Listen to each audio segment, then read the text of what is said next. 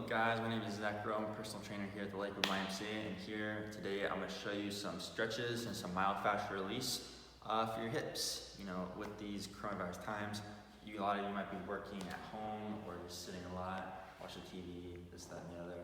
And when you're sitting down for long periods of time, you kind of get tight hip flexors, which can affect your posture and your movement. So we want to try and avoid that as much as possible. So I'm going to show you some different stretches and whatnot to correct that, all right? So hip flexors, right here, you can kind of feel for your hip bones right here, the pointy parts. Your hip flexors, your iliacus and your psoas are right in there, and they do hip flexion, this movement right here. The opposing movement is hip extension, back behind you, and that's what your glutes do.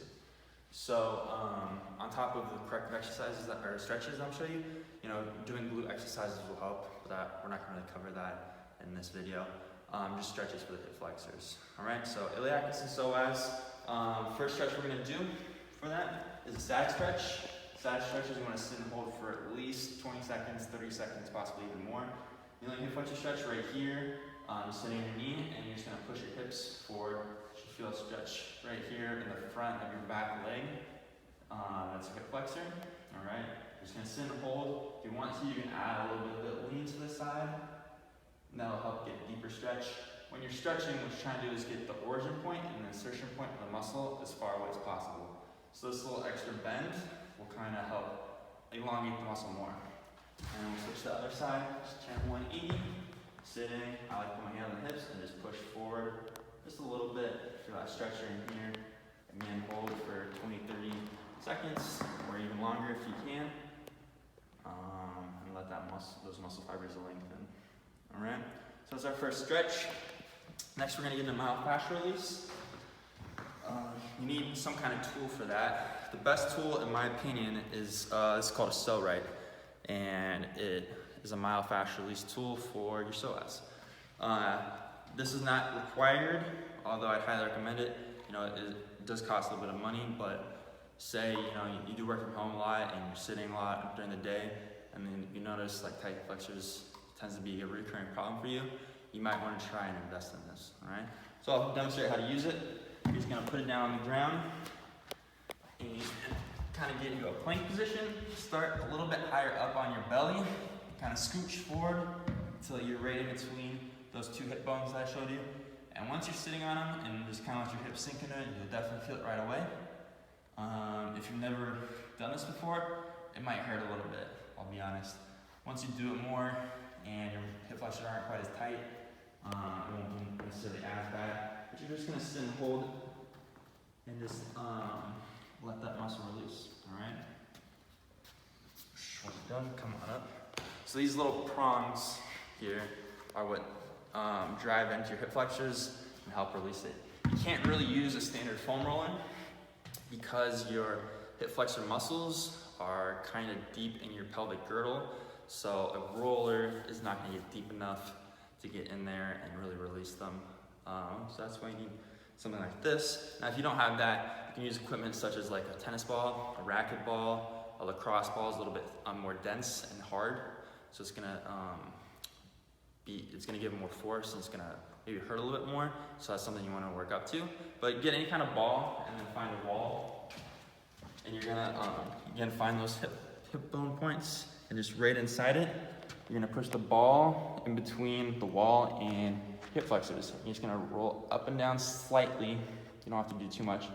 And again, you'll feel that same kind of push on the muscle and a release. You're just gonna sit and hold until you don't feel it as much. Then the other side, just push into it on that side, like this.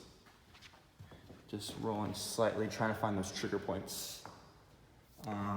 If you guys have ever foam rolled like quads, glutes, any big muscle group, you have those particular points that really feel really tender. Those are the trigger points. So you're trying to do the same thing with your hip flexors. Try and find those trigger points.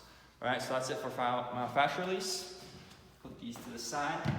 Last one we're gonna do is some banded stretching. All right, so band's really good for stretching because you can get a lot of elastic force in a band and put a lot of torque on the muscle and really stretch it a lot more than you could just pulling yourself doing a stretch.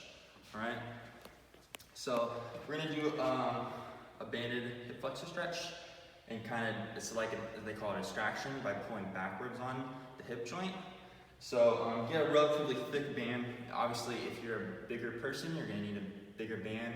That's gonna create more force. If you're not quite as big, you're not gonna need as big of a band. This one is I believe two-inch band. So you can kind of roughly tell if you don't have bands, you want to invest in them. This is about a 2-inch band. And you're gonna get it high up on the hip joint as you can, and sit in that like kneeling hip flexor stretch that we did last time for the bodyweight one, and just push forward. And the band is gonna pull back on the hip joint and help stretch it. And you just wanna sit and hold, just like the other one. All right. And then we're gonna switch, demonstrate the other side. High up here. Switch like this, and just sit and hold, just pulling back and stretching that muscle for us. All right. And the farther forward, it's just like a rubber band. So the farther forward you move, the more force it's gonna generate, and you pull back more, right? So you just gotta find that sweet spot that works for you. And our last stretch we're gonna do is another banded stretch. I have a little bit smaller of one. You could probably use that same size. Just kind of depends on how long your femur length is. If you have really long femurs, you're gonna need a band that's not quite as thick. If you have shorter ones, you can get a thicker band. What you're gonna do is you're gonna lay the band so it's parallel with the wall, like this, and you're gonna be parallel with the wall too. And you're gonna shift like this, so you're kind of in a squat position up against the wall. So now you're perpendicular to the wall, feet flat on the ground, and you have your two ends of your bands adjust height if you need to. Make sure it's sitting right on your like low back. You're gonna pull, get this band up on your knee, and get the other one up on your knee. So these are pulling, stretching your hips, and you just wanna sit and let this just sink in and pull and stretch. And just take big deep breaths. This will also kind of help with your squat positioning at the bottom of your squat. If you're not comfortable with that bottom squat position, obviously this is the bottom position of the squat, so it gets you feel more comfortable in that position, and you just want to sit and hold it. All right. When you're done, grab, pull it off, grab, pull off, and you're good to go. All right, so those are all the stretches that I have for you in myofascial release. Just to go over everything, you have your body weight kneeling hip flexor stretch. You have your so right, which, like I said, if you want to invest in that, you can. Or you can use a racquetball, tennis ball, lacrosse ball, and then you have your banded stretches if you want to invest in those. For the banded extraction pull, and then the wall squat banded stretch. All very good options. All right, you guys have a nice day. See ya.